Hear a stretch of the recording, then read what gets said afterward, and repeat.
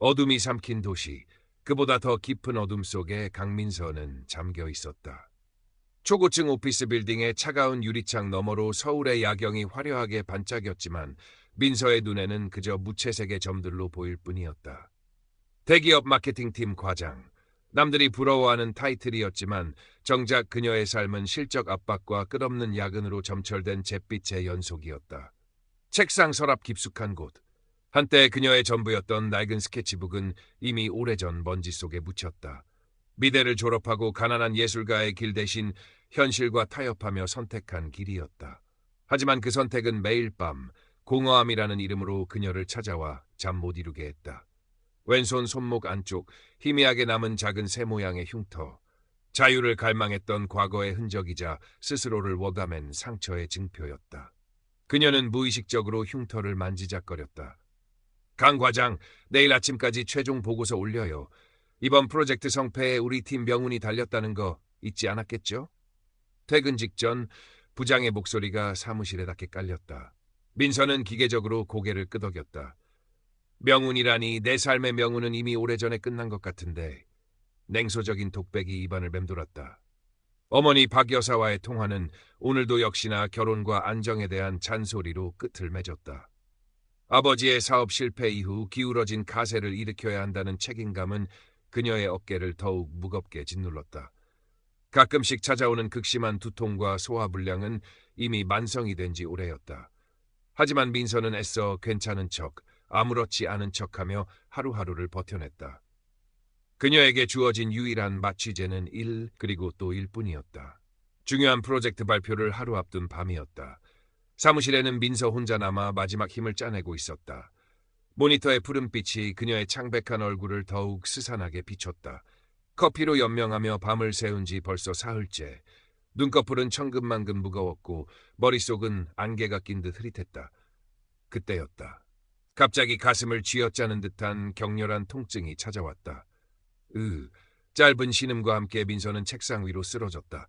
키보드 위로 쏟아지는 서류들, 바닥으로 떨어지는 펜, 그리고 점점 흐려지는 의식. 모든 것이 슬로우 모션처럼 느껴졌다. 이렇게 끝나는 건가? 허무하게. 마지막 생각이었다. 얼마나 시간이 흘렀을까? 정신을 차렸을 때 민서는 자신이 사무실 바닥에 쓰러져 있는 것을 내려다보고 있었다. 방금 전까지 자신이 앉아있던 의자, 흐트러진 서류들, 그리고 축 늘어진 자신의 몸. 믿을 수 없는 광경에 온몸의 피가 싸늘하게 식는 듯했다. 이게 뭐지? 나 죽은 건가? 목소리는 나오지 않았다. 그녀는 투명한 유령처럼 자신의 주변을 맴돌았다.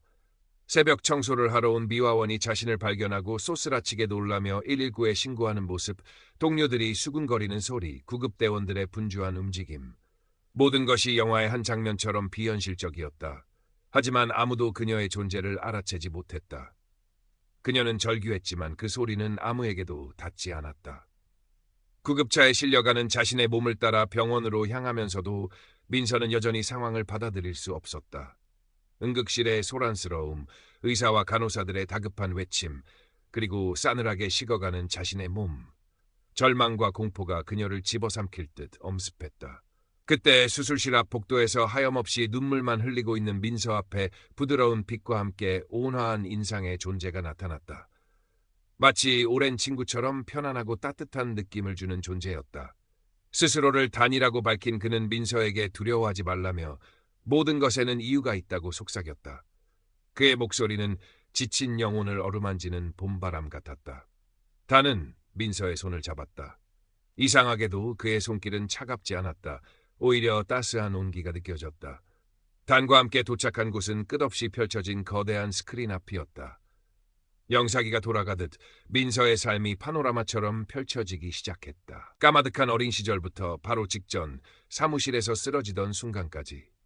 첫 번째 풍경은 후회와 자기 비판으로 얼룩진 기록이었다.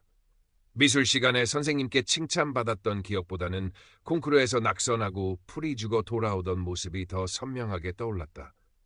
친구들과 웃고 떠들었던 즐거운 순간보다는 사소한 오해로 친구에게 상처 줬던 날카로운 말들이 가슴을 후벼 팠다. 아버지의 사업 실패 후 힘들어하는 가족들을 보며 느꼈던 무력감, 그리고 그 무게를 견디지 못하고 때때로 신경질적으로 변했던 자신의 모습. 사랑하는 사람에게 진심을 표현하지 못하고 엇갈렸던 안타까운 순간들. 포기했던 꿈, 놓쳐버린 기회, 이기적이었던 선택들. 스크린 속 자신의 모습은 한없이 초라하고 어리석어 보였다. 이게 정말 내 삶의 전부였나요? 민서는 단에게 절규하듯 물었다. 눈물이 뺨을 타고 하염없이 흘러내렸다. 깊은 자기 혐오와 후회가 그녀의 영혼을 짓눌렀다. 스크린 속 영상이 암전되자 민서는 깊고 차가운 어둠 속으로 추락하는 듯한 느낌에 휩싸였다. 사방에서 자신을 비난하는 목소리들이 메아리처럼 울려 퍼졌다. 넌 실패자야. 넌 아무것도 할 수 없어. 넌 사랑받을 자격이 없어. 과거의 트라우마들이 날카로운 파편이 되어 그녀를 찔렀다. 미대 입시 시절 과도한 스트레스로 왼손 손목에 상처를 냈던 그 순간의 고통이 생생하게 되살아났다. 그림을 포기하고 현실과 타협했을 때 느꼈던 패배감, 회사에서 인정받기 위해 발버둥 쳤지만 결국 소모품처럼 느껴졌던 무력감. 어둠은 점점 더 짙어졌고 민서는 그 절망의 무게에 짓눌려 모든 것을 놓아버리고 싶다는 강렬한 유혹을 느꼈다. 숨 막히는 고통 속에서 그녀는 비명을 질렀지만 그 소리는 어둠 속으로 공허하게 흩어질 뿐이었다. 바로 그때 칠흑 같은 어둠을 가르는 한 줄기 따뜻한 빛이 스며들었다. 그리고 단이 다시 민서 앞에 나타났다. 그의 얼굴에는 여전히 온화한 미소가 어려 있었다. 괜찮다 민서야. 아직 끝나지 않았어. 내 안의 빛을 보렴. 단의 목소리는 절망의 심연에 가라앉아 있던 민서의 영혼을 부드럽게 끌어올렸다. 단은 다시 스크린을 가리켰다. 이번에는 이전과는 전혀 다른 풍경이 펼쳐지기 시작했다. 사랑과 이해의 관점에서 바라본 민서의 삶이었다. 잊고 지냈던 작은 친절들이 화면을 채웠다. 길 잃은 아이의 손을 잡고 엄마를 찾아주었던 기억, 힘들어하는 동료에게 건넸던 따뜻한 커피 한 잔, 아무도 알아주지 않았지만 묵묵히 해냈던 작은 선행들, 그림을 그릴 때 느꼈던 순수한 기쁨과 열정, 스케치북 위에 펼쳐졌던 그녀만의 아름다운 세계, 힘든 상황 속에서도 가족들을 위해 꿋꿋이 버텨냈던 작은 용기들, 자신도 미처 알지 못했던 자신의 강인함과 따뜻함이 하나씩 드러났다. 예전에 그녀가 실패라고 단정지었던 순간들조차 다른 관점에서 보니 성장을 위한 소중한 경험이었음을 깨달았다. 콩쿠르에서의 낙서는 더 나은 작품을 위한 자극제가 되었고 사랑하는 사람과의 엇갈림은 진정한 소통의 중요성을 일깨워 주었다. 스크린 속 마지막 장면은 어린 민서가 작은 새 한 마리를 정성껏 치료해 하늘로 날려보내는 모습이었다. 자유롭게 하늘을 나는 새를 보며 환하게 웃던 어린 민서의 얼굴 위로 현재 민서의 눈물이 겹쳐졌다. 그것은 후회의 눈물이 아니었다. 깊은 감동과 감사, 그리고 자신에 대한 연민과 사랑이 뒤섞인 뜨거운 눈물이었다. 영상이 끝나자 민서는 온 우주를 감싸는 듯한 거대하고 따뜻한 사랑의 에너지에 휩싸였다. 그것은 어떤 조건도 판단도 없는 순수하고 완전한 사랑이었다. 그 사랑 앞에서 그녀의 모든 아픔과 상처, 죄책감과 후회는 봄눈처럼 녹아내렸다. 영혼 깊은 곳에서부터 차오르는 평화와 해방감, 마치 오랫동안 짊어졌던 무거운 짐을 내려놓은 듯 온몸이 가볍게 떠오르는 것 같았다. 아, 이것이 진짜 나였구나. 사랑받을 자격이 충분한 소중한 존재였구나. 민서는 흐느끼며 속삭였다. 더 이상 어둠은 없었다. 그녀 자체가 빛이 된 듯했다. 너의 모든 순간은 의미 있었단다, 민서야. 너 자신이 가장 큰 걸작이야. 단의 목소리가 가슴속 깊이 울려 퍼졌다. 민서는 자신의 삶이 결코 헛되지 않았음을, 모든 경험이 지금의 자신을 만든 소중한 밑거름이었음을 온전히 깨달았다. 자신을 억압했던 과거의 트라우마와 세상의 편견으로부터 완전히 자유로워짐을 느꼈다. 그리고 마음속 깊은 곳에서 새로운 열정이 솟아나는 것을 느꼈다. 잊고 지냈던 예술에 대한 갈망, 세상을 아름답게 만들고 싶다는 순수한 소망, 그녀는 이제 무엇을 해야 할지 분명히 알 것 같았다. 단은 민서에게 부드럽게 물었다. 이제 선택해야 할 시간이란다. 이곳에 남아 영원한 평화를 누릴 수도 있고 아니면 돌아가 새로운 삶을 시작할 수도 있어. 민서는 잠시 눈을 감았다. 가슴속에 차오르는 평화와 사랑은 너무나 달콤했지만 동시에 아직 지상에서 해야 할 일이 남아있다는 강한 직감이 들었다. 그녀는 용기를 내어 눈을 떴다. 그 눈빛은 이전의 공허함 대신 맑고 단단한 빛으로 채워져 있었다. 돌아가겠어요. 제게 주어진 삶을 다시 한번 제대로 살아보고 싶어요. 제 안의 빛을 세상과 나누고 싶어요. 다는 만족스러운 미소를 지으며 고개를 끄덕였다. 그의 모습이 점점 더 밝은 빛으로 변하더니 민서는 강렬한 빛 속으로 부드럽게 빨려 들어갔다. 강민서 씨, 정신이 드세요? 낯선 목소리와 함께 희미한 병원 천장이 시야에 들어왔다. 눈을 깜빡이자 의사와 간호사 그리고 걱정스러운 얼굴의 어머니 박 여사가 보였다. 민서는 천천히 주변을 둘러보았다. 모든 것이 꿈처럼 아득했지만 가슴속 깊은 곳에서 느껴지는 평화와 사랑의 감각은 너무나 선명했다. 마치 오랜 시간 깊은 잠에서 깨어난 듯 세상이 전혀 다르게 느껴졌다. 어머니는 민서의 손을 잡고 하염없이 눈물을 흘렸다. 그 눈물 속에는 원망이나 안타까움 대신 딸에 대한 순수한 사랑과 안도감만이 담겨 있었다. 퇴원 후 민서는 가장 먼저 낡은 스케치북과 연필을 샀다. 그리고 조용히 그림을 그리기 시작했다. 예전처럼 기술적으로 완벽한 그림을 그리려 애쓰지 않았다.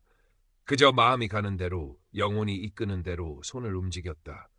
스케치북 위에는 따뜻한 빛과 부드러운 색채, 그리고 살아있는 모든 것들에 대한 애정이 담긴 그림들이 하나둘씩 채워져 갔다. 그녀의 그림에는 더 이상 과거의 어둠이나 냉소가 없었다. 오직 희망과 치유, 그리고 생명력만이 넘실거렸다. 몇 달 후, 민서는 과감히 회사에 사표를 냈다. 그리고 모든 것을 정리하고 서울을 떠나 전라남도 구례의 작은 한옥으로 거처를 옮겼다. 지리산의 웅장한 등선이 병풍처럼 둘러싸고 섬진강의 맑은 물소리가 자장가처럼 들려오는 곳이었다. 매일 아침 민서는 산책을 하며 자연의 아름다움을 만끽하고 오후에는 마당 평상에 앉아 그림을 그렸다. 그녀의 삶은 이전과는 비교할 수 없을 만큼 단순하고 소박했지만 그 어떤 때보다 충만하고 행복했다. 가끔씩 구례를 찾아오는 어머니 박 여사와의 관계도 눈에 띄게 부드러워졌다. 민서는 더 이상 어머니의 잔소리에 상처받지 않았고 어머니 역시 민서의 선택을 존중하며 조용히 응원해 주었다. 마을 한의원의 김할머니는 민서에게 말없이 따뜻한 차를 내어주며 때로는 삶의 지혜가 담긴 짧은 이야기들을 들려주었다. 민서는 그곳에서 진정한 의미의 쉼과 회복을 경험했다. 1년 뒤 민서는 자신의 경험과 깨달음을 담은 그림들을 모아 서울의 작은 갤러리에서 첫 개인전을 열었다. 전시회의 제목은 빛으로의 여정이었다.